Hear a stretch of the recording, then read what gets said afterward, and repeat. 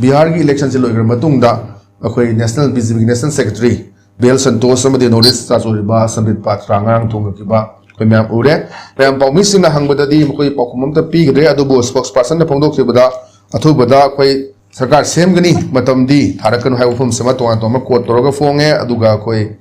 सहितब्रतना leader ओइबदा ma'am ने यानखरे high उफम सु कोई पाउ फोंगे अन लैबसी मागी मागी तोंगा तोंबा सोर्स मैम दगी पाउ से फोंगनरे लाइबो वहां दी कोई जी आईडीपी सिंह मैम चंगमयम चंगमंगमद्रिबा चाही अनि हेलाबा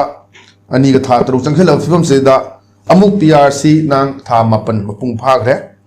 अन फेब्रुआरी की कोई तरह दो फाउनी संगदोई सी 2026 की अदुना हजिल लेबा मणिपुर की सिचुएशन दा सरकार सेम दबा अदुगा लाइबा कांग्रेस अखोई की बीजेपी की लाइबा लीडर्स सिंह करी ओरकबे हाइबा सांतगी बा करी ऑब्जर्वेशन लेम थमिसा तम कनोने मसी जे अखोई की कनोदा हजिकी कयानी लेरिबा पोजीशन जिदा को सेंटर ना मागी ngसाई एंगल अनि दगी यंगमदो माले ए जुम खतमदो अमना अखोई मरक्ता लेरिबसिदा यानाबा मा लीडर से कनानो ओइदोनो हाइबसिकी यानाबा मा पोरकपको अदुमा लेगदा अदुगा अनि सुबदा कइनो हेगा न मोइगी होजिक लेरिबा मणिपुर की होजिक लेरिबा पोजीशन जिदा मोइना सरकार सेंबगी टाइमिंग अमा सेंटरना फेवरेबल ओइबा मतम अमा हदि मोइगी सु मैम दुगो वारी सानरपा देन CSO को पाउ फाउनरपा वारी सानबा देन थादौगी होजिक इम्फाल दा लागा लेरिबा अदगी political development even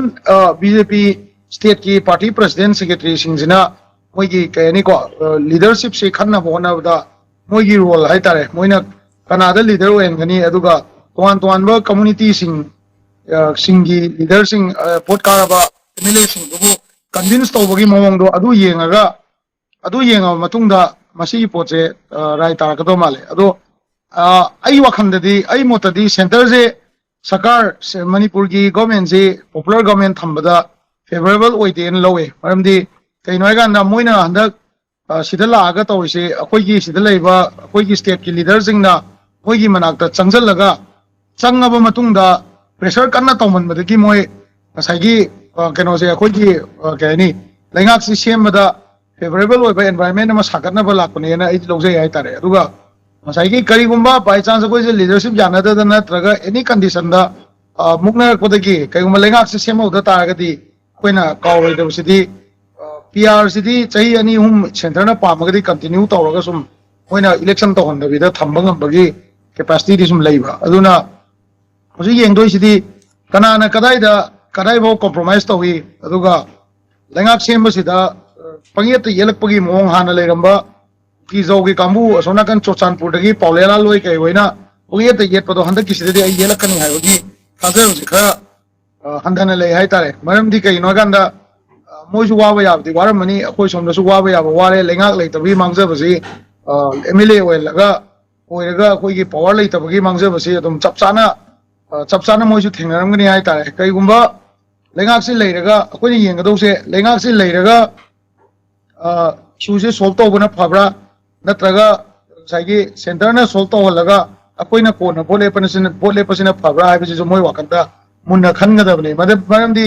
अखोइ लेबाकसिबु ngakchagani na thokcharaga अखोइना लीडर ओइरगा लेजबा मफमसिदा मीना ngaga mitopna हाइबदि मिटोप हाइबदि इंडिया गवर्नमेंट लेंगाक सिंगागा उथरकु मतमदा अखोइगी प्रजाजी सेटिस्फाई ओइबा नत्रगा ओइहौदबदुदा अखोइगी लीडर की लेजिटिमेसी जे अखोइगी लीडर की ओइबा मागी डिग्निटी दो लेतबदौना तौरकपसे मसी मोइना लीडर सिंगसिना हुजिकी बोले पेबा जाजिंग अहनजिंगना मोइना मुन्ना खनजगदबने अदो आई मोतदी सेंटर से लेंगा सेमनिंग मसे मोइ वाखंदा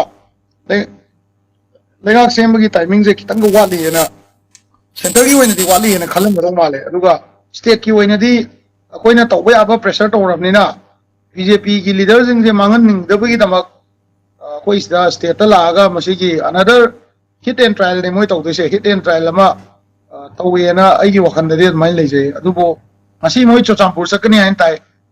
PL संतोषे चोचामपुर सकनी सेनापति सकनी हाइन ताइ को चतलबा मतुंगदा हयें करी करम्बा एंगल दगी हलाकांदा असोमदा चतोइसिना कइनोनी मैतै डोमिनेटेड एना लोय हायरकदोनी सोमना कदा लेजना अपुनबा मणिपुर एना लोय हायरम दोइने अनि सिगी वेट से PL संतोषना कमाइना लौरगा येंगे हायबदो अदु येंग तामने ना आई अदुमाइना थमजगे